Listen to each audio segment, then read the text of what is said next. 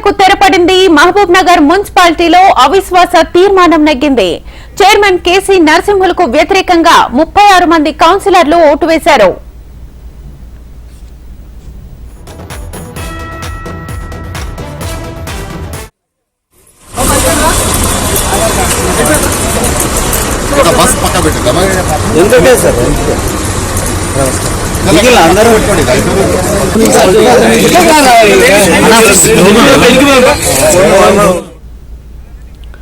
ఎట్టకేలకు ఉత్కంఠకు తెరపడింది. మహబూబ్ నగర్ మున్సిపాలిటీలో అవిశ్వాస తీర్మానం నెగ్గింది. చైర్మన్ కేసీ నరసింహులకు వ్యతిరేకంగా 36 మంది కౌన్సిలర్లు ఓటు వేశారు. ఇదే అంశానికి సంబంధించి ఫుల్ డీటెయిల్స్ మా ప్రతినిధి నరేంద్రాచారి లైవ్ ద్వారా అందిస్తారు. నరేంద్రాచారి, మహబూబ్ నగర్ మున్సిపాలిటీకి సంబంధించిన చైర్మన్, వైస్ చైర్మన్ల పదవులకు అవిశ్వాసం నెగ్గిందని చెప్పక తప్పదు. అది ఇప్పటికైతే అవిశ్వాసానికి అనుకూలంగా 36 మంది కౌన్సిలర్లు ఓటు వేసిన పరిస్థితి కనిపిస్తుంది. మరి కాసేపట్లో అధికారికంగా ప్రకటించనున్నారు. అయితే ఇప్పటికైతే కాంగ్రెస్ పార్టీ విజయం సాధించిందని చెప్పక తప్పదు.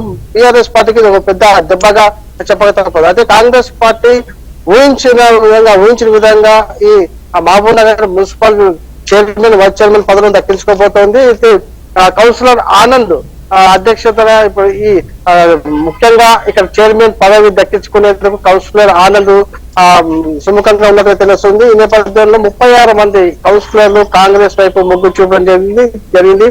ఎంఐఎం అలాగే బీజేపీ సభ్యులు కూడా కాంగ్రెస్ కు మద్దతు తెలపడంతో ఈజీగా అవిశ్వాసం నెగ్గిన పరిస్థితి కనిపిస్తుంది. మరి కాసేపట్లో అధికారికంగా జిల్లా కలెక్టర్ రవినాయక్ అధికారికంగా పేర్కొనే అవకాశం కనిపిస్తుంది. మొత్తం 49 మంది కౌన్సిలర్లు గారు 13 మంది బీఆర్ఎస్ కౌన్సిలర్లు ఉండగా మిగతా 36 మంది కౌన్సిలర్లు కాంగ్రెస్ వైపు వెళ్లడం జరిగింది.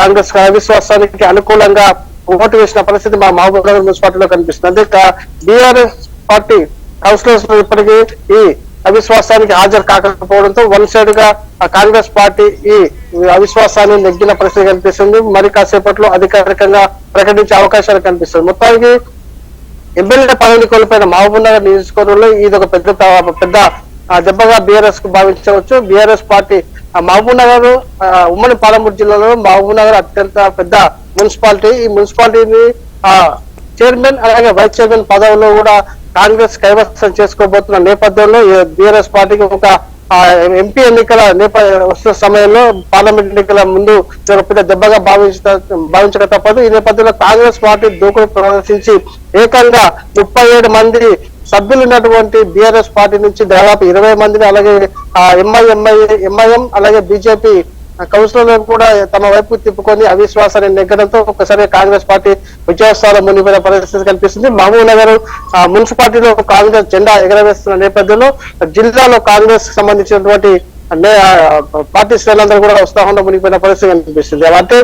అంటే చైర్మన్ అలాగే వైస్ చైర్మన్ పదవులు ఎప్పుడు జరగనున్నాయి, రానున్న 48 గంటల లోపల జరిగే అవకాశాలు ఉన్నట్టుగా మన సమాచారం ఉంది. అయితే అధికారికంగా మాత్రం జిల్లా కలెక్టర్ మరి కాసేపట్లో దీన్ని విలువ చెప్పే అవకాశాలు కనిపిస్తుంది. మొత్తానికి మహబూబ్ నగర్ మున్సిపాలిటీని కాంగ్రెస్ కైవసం చేసుకోబోతున్న నేపథ్యంలో కూడా మహబూబ్ నగర్ లో కాంగ్రెస్ విజయకేతం కొనసాగుతున్న పరిస్థితి కనిపిస్తుంది. శ్వేత, రైట్, థ్యాంక్ యూ నరేంద్రాచారి.